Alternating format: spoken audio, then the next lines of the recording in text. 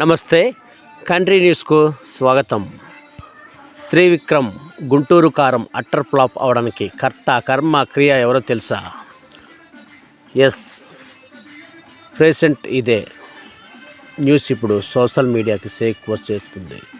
మాటల మాంత్రికుడు త్రివిక్రమ్ శ్రీనివాసరావు అంటే ఇండస్ట్రీలో ఎలాంటి ప్రత్యేకమైన గౌరవం మర్యాదలు ఇస్తూ ఉంటారో మనకు తెలిసిందే.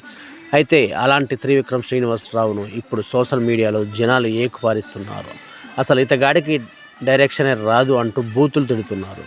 దానికి అంతటికి కారణం గుంటూరు కారం సినిమా అని అందరికీ తెలిసిందే. ఈ డైరెక్టర్ రాసే కథలు చాలా బాగుంటాయని, డైలాగులు మాటలు తూటాల్లో పేలుతూ ఉంటాయని అందరూ అనుకుంటూ ఉంటారు. నువ్వు నాకు నచ్చావు, చిరునవ్వుతో, మన్మధుడు, మల్లీశ్వరి హిట్ సినిమాలకు కథలు అందించి గొప్ప రైటర్గా పేరు తెచ్చుకున్న త్రివిక్రమ్ శ్రీనివాసరావు ఆ తర్వాత నువ్వే సినిమాతో దర్శకుడుగా మారాడు. అతడు జల్సా, కలేజా వంటి మూవీస్ తీసి సూపర్ హిట్స్ని తన ఖాతాలో వేసుకున్నాడు. అన్ని సినిమాల్లో త్రివిక్రమ్కి మంచి పేరు తెచ్చిపెట్టాయి.